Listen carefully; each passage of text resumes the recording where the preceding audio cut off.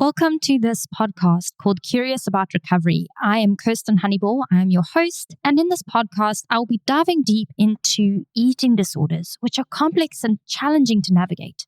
So whether you're a sufferer, a professional, a family or loved one of a sufferer, you can join me as I get curious by interviewing professionals, chatting to eating disorder survivors, and sharing my personal experience with an eating disorder so that you can better understand various perspectives, remove stigma, hear inspiring testimonies, and simply get curious about all things eating disorder related. I would like to put out a trigger warning. These episodes explore the topic of eating disorders, and some content may be triggering to listeners.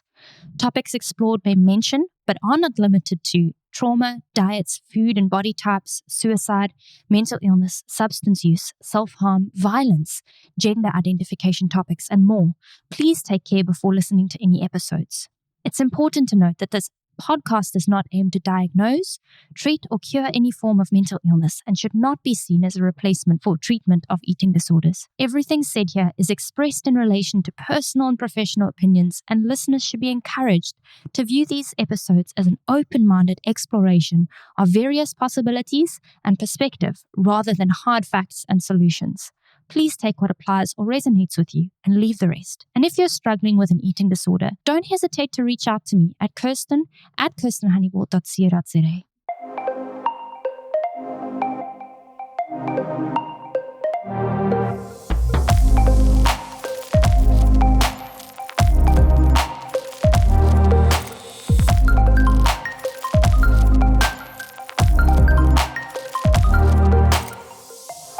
Hi there, and welcome to today's podcast episode.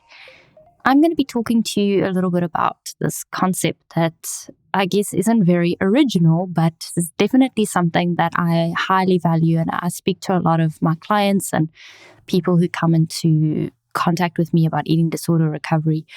I speak to them a lot about this concept of the 3 C's of recovery. Now, because this is an eating disorder recovery podcast, and I am speaking from my personal experience with an eating disorder, it's definitely aimed at this idea of eating disorders. However, I think that this concept can be carried through to a lot of different areas of your life, and whatever situation you're facing, it can be applied.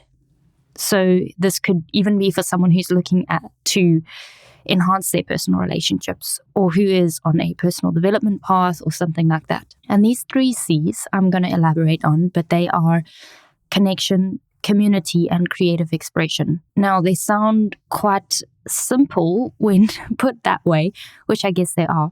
But I'm just going to dive deeper into my understanding of what these 3 things mean for me, and then how you can start to cultivate them in your life. Now, the first one is connection. And a lot of people ask me if connection is the same as the community element, because, when they think connection, you think connection with other people.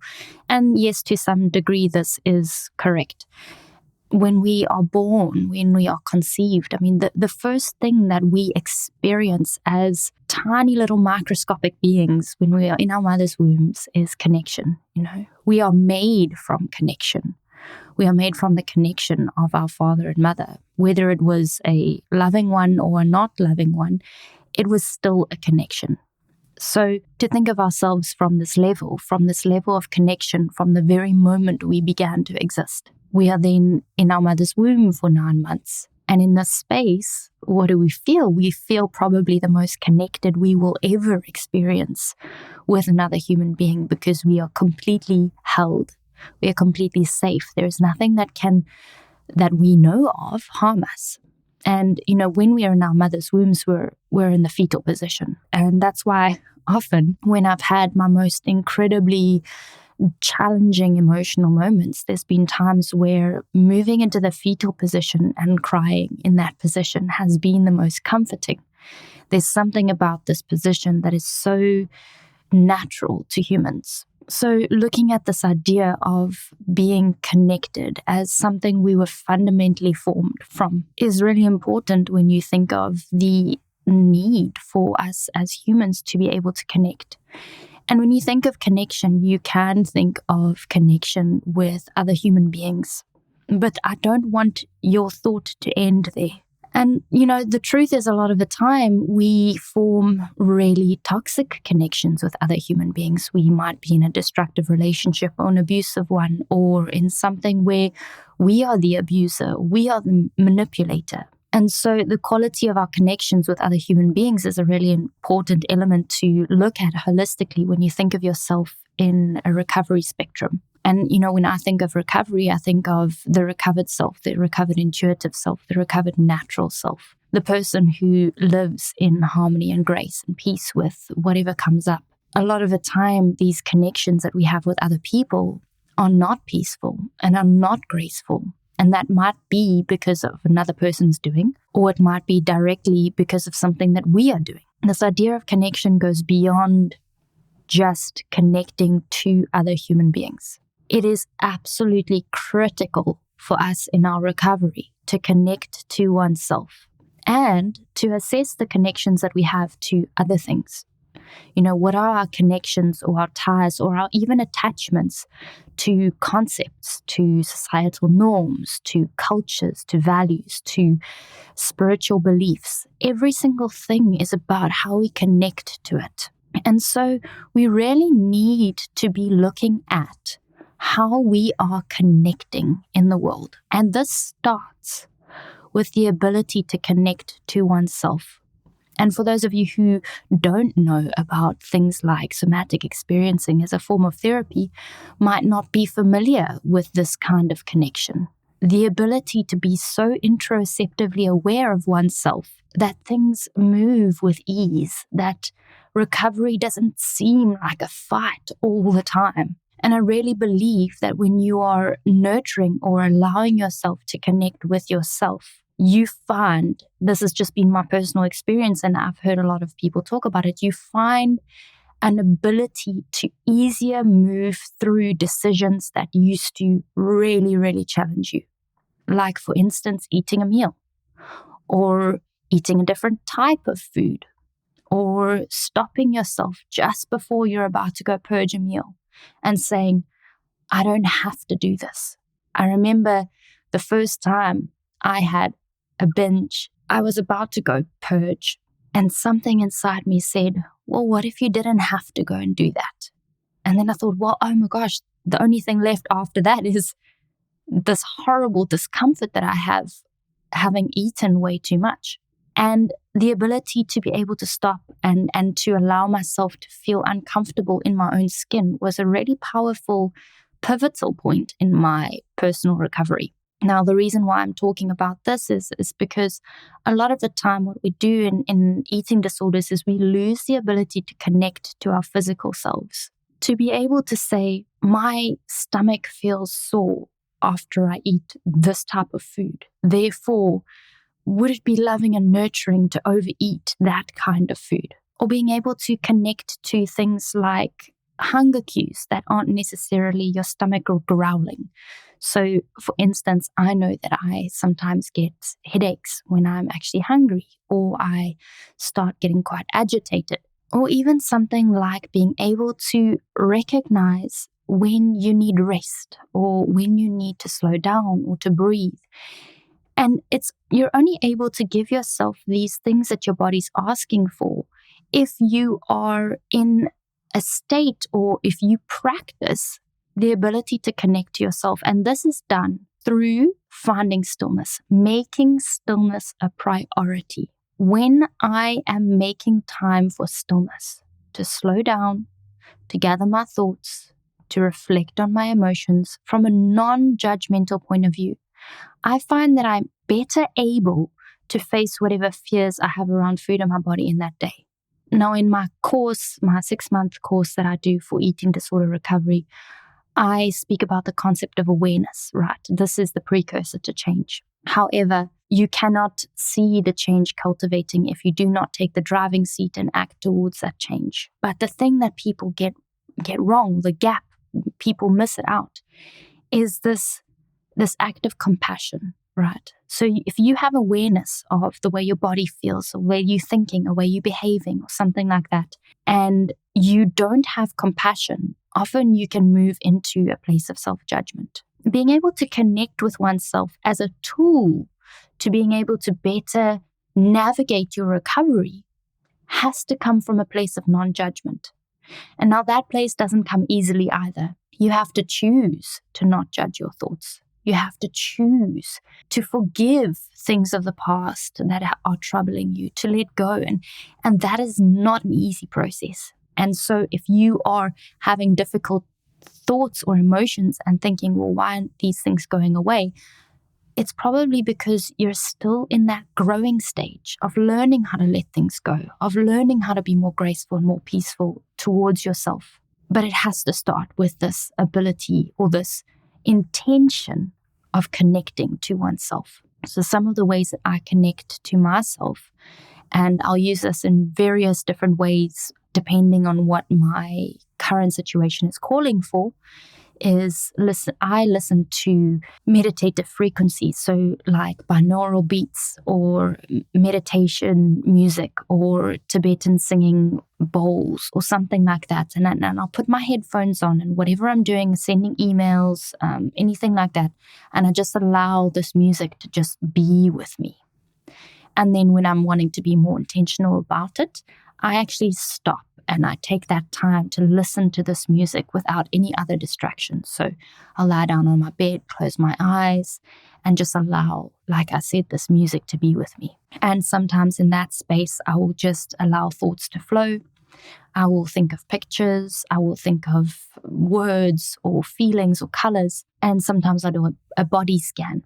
So a body scan is where you start to pay attention to the parts of your body from your toe to your head, or the other way around, whatever suits you. And you start to recognize which areas are building tension. Are there things that are tight or tingling or relaxed or, and the more you allow yourself to spend time with the body to say, hey, what is it telling me right now? Is it telling me that this area is tight or stiff or angry or sad, or what is it telling me? So a really great way to connect and make connection a priority in your recovery is to spend time with the body. A lot of people will then argue with me and say, oh, well, I don't have time for that. I've got work, I've got kids, I've got this, I've got that. Yes, it does make it a lot more challenging when you have a lot of stuff going on and when you have distractions or you're in an environment where things aren't easy. And the thing that I hate the most is for people who are able to do this kind of thing on a regular basis, then telling people who maybe don't have the time, oh, you should just make time for it. Like, that's not always possible. It's you can't, just because it's possible for you doesn't mean it's necessarily possible for another person. But that being said, there are ways that you can still connect to yourself through the distraction. And this is where the importance of intention and dedication come in. So am I dedicated right now? Or in my day-to-day activities, am I dedicated to listening to my body? And if that means for you just the simple thing of every time you feel something going on in your body, you just take mental note of it. Or perhaps you have a timer on your phone where 3 times a day you have an alarm that says check in with your body. And all you do is you ask yourself internally in your mind, is my body saying anything? And if it is, great. If it isn't, that's also great. If you can't hear what it's saying, that's also fine. It's about practicing this connection to the self. Another way in which you can connect, or which I connect with myself, is sometimes I will make a cup of tea and I will sit with the cup of tea and I will pay attention to how the tea feels in my lips and what it smells like. And, just this idea of really, really mindful engagement with this process. And I know a lot of people suggest mindful eating in eating disorders, but sometimes eating is not a possibility for you. Maybe it's still really, really scary for you to consider having a meal, and that's okay. If you make a cup of tea, it's something where you can still feel connected and you're practicing this connection maybe without some of the external fears of the food that might have been there. So that's number one. making sure that you are prioritizing and making time for connection to your body. A lot of people think that in order to be free from the bondage of the body, you need to run from it. You need to try and perfect it. You need to try and change it. But I say drop into it, feel it, be with it. And boy, trust me, it's uncomfortable. And there are days where I do not want to be with my body. And I just want to change it and make it be the way that I want it to be and all of that. And you know what? That's also normal and it's also okay. And you can't judge yourself for it. But in those times when you feel like your body is your enemy, can you be with that feeling?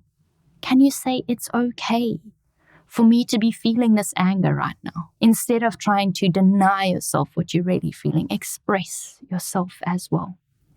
And this is where the next step, which would be the community aspect, really can benefit you in this process. So when you are connected or connecting with the self on a regular basis and practicing this as a tool of recovery, you can also move into a space of community. And I think that when you're not moving into a space of community, you can feel very, very isolated in your recovery journey.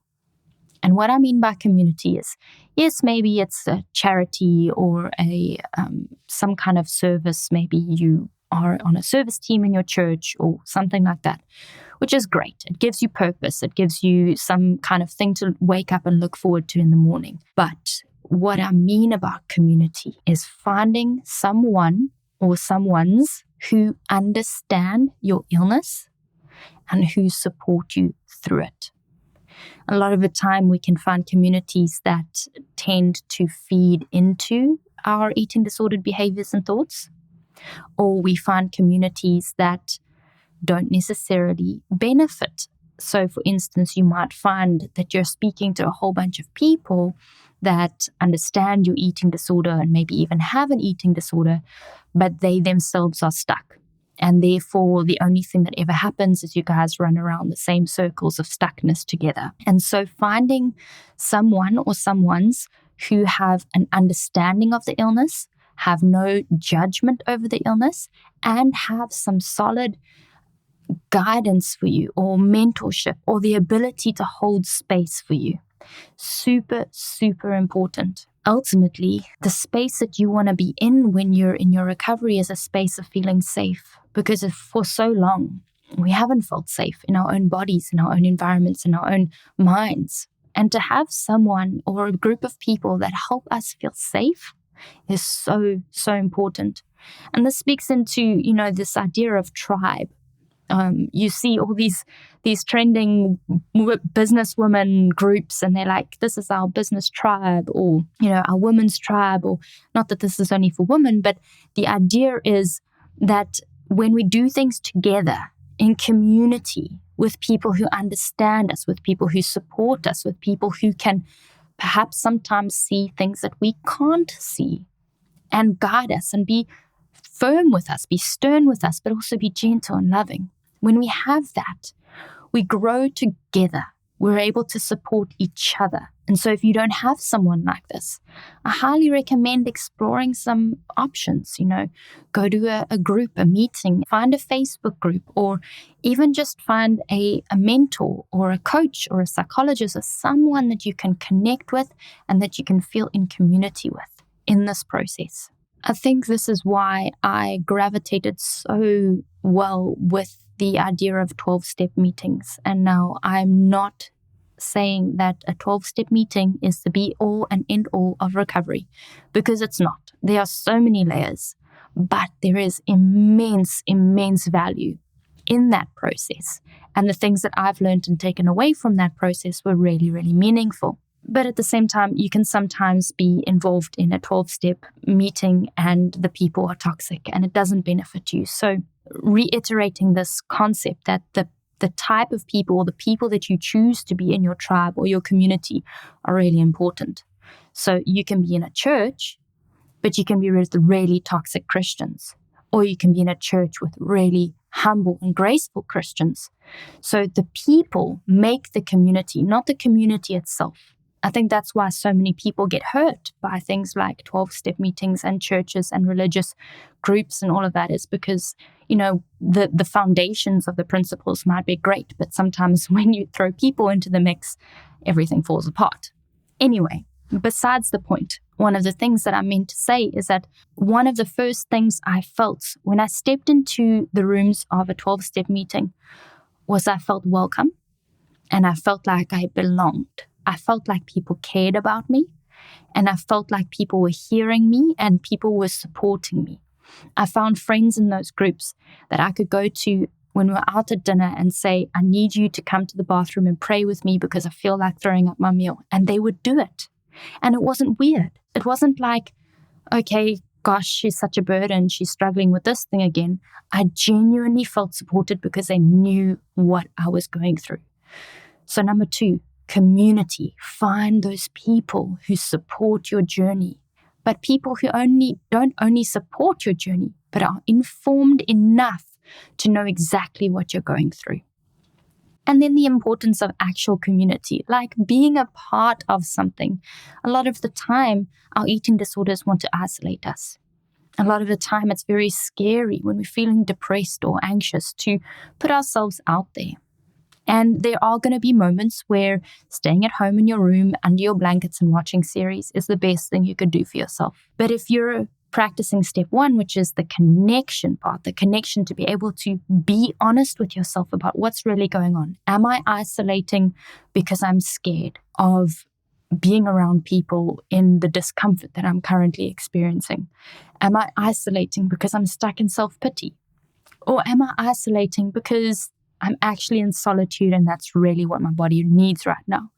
And so if you're practicing this idea of connection, you're able then to extend it into the idea of knowing where your community lies and when you should be engaging and when you should be stepping back. And then we come to the last one. And I don't think that these 3 C's are the be all and end all, again, of recovery. There are so many layers. There are so many different elements, but I've always recognized that when these 3 elements in myself aren't in some kind of balance, I very quickly slip into destructive thinking and self-judgment and self-pity and depression, anxiety, all of those things.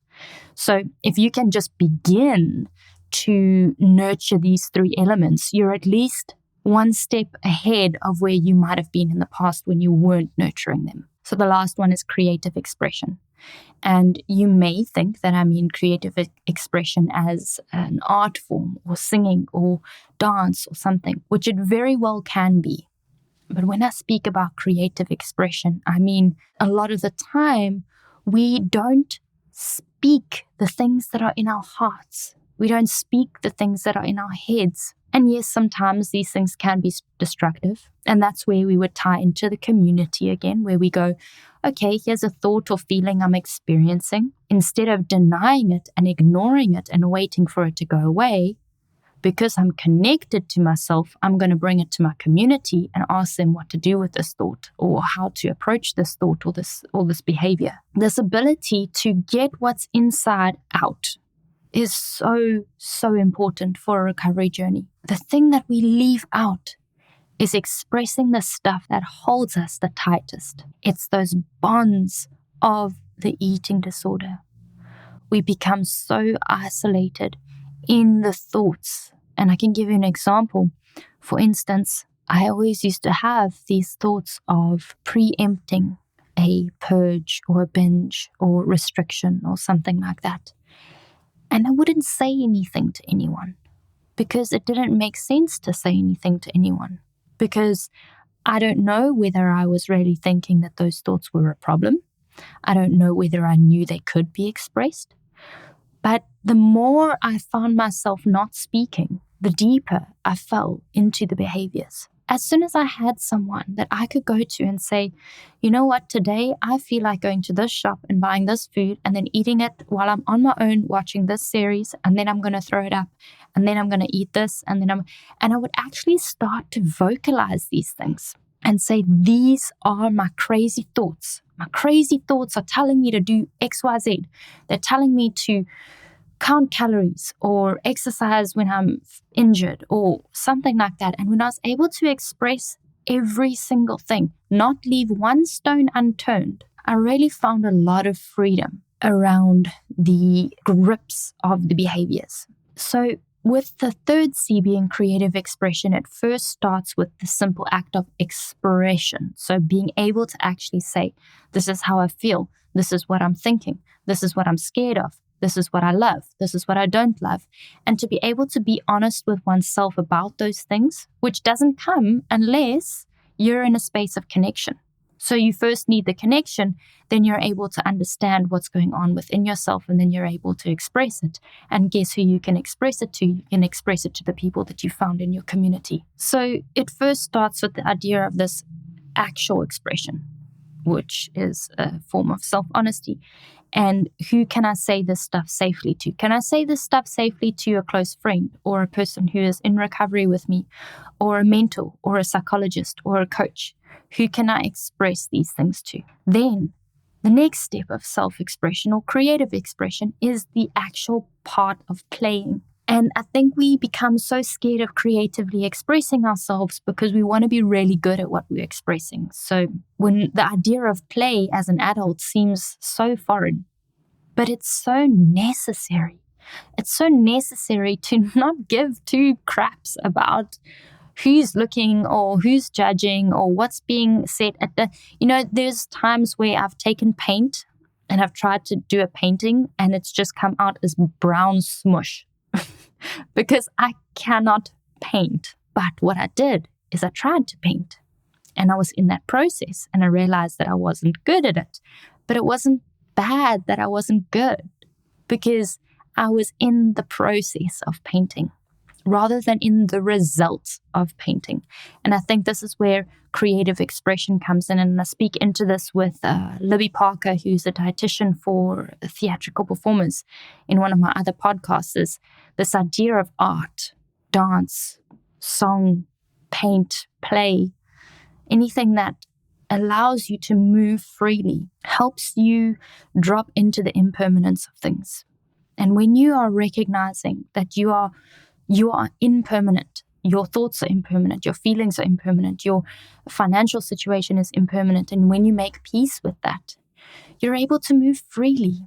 And when you're moving freely, guess what you're not doing? You're not moving rigidly. And guess what the eating disorder wants the most? It wants rigidity.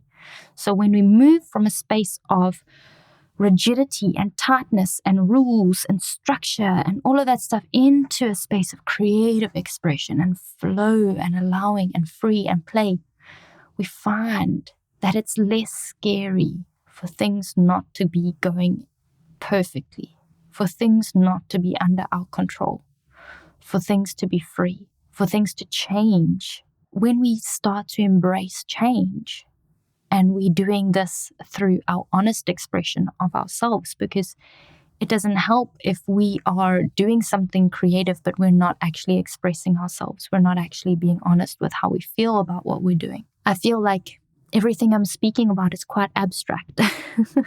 And I wish that you could be in my head, because then you might understand on a deeper level what I'm trying to get to. But this idea of just allowing the creative self, building the community, and finding the connection. And when you can start to do these three things, you are going to see your recovery thrive.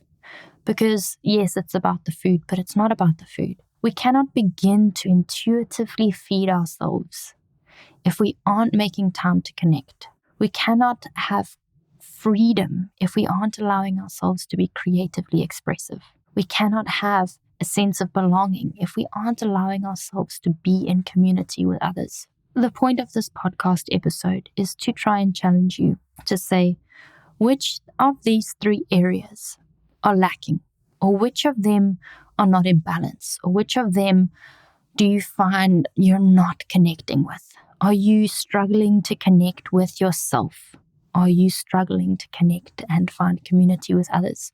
Are you struggling to creatively express yourself? Take those three areas, write them down. 3 headings: connection, community, creative expression. And under those 3 headings, I want you to write these 3 things. Number 1, what is my current state or how do I currently feel? So you're looking at what it is right now. And you say, how do I currently feel about this area? Then you write the next thing, which is, what do I need in this area? And then you can write, what have I been doing to nurture this area? Maybe it's nothing. Maybe you've been trying to meditate every day for the past year. Whatever it is for you, you write, what have I been doing? And what has been working? And then what haven't I been doing? What hasn't been working? So for instance, for me, one of the things that I recognize is I wake up and I'm on my phone, I'm on Instagram, I'm on Facebook, I'm on whatever. If I just take 5 to 10 minutes before I get on my phone in the morning to close my eyes and to breathe, and to listen to what my body's telling me for that day, to set my intention for what I'd like to bring into my day, for who I'd like to be, a simple silent moment. And that's an area that I can currently improve on. So where are you struggling? Where are you not feeling balanced? What are you currently doing? What have you been doing? What doesn't work? And then what one thing can you do in each area today, in this moment, right now, to bring more nurturing into those areas? So one thing for connection, one thing for community, and one thing for creative expression. And go and do those things. Commit to yourself today to do those things. And I promise you, you're going to see some kind of shift in your essence today.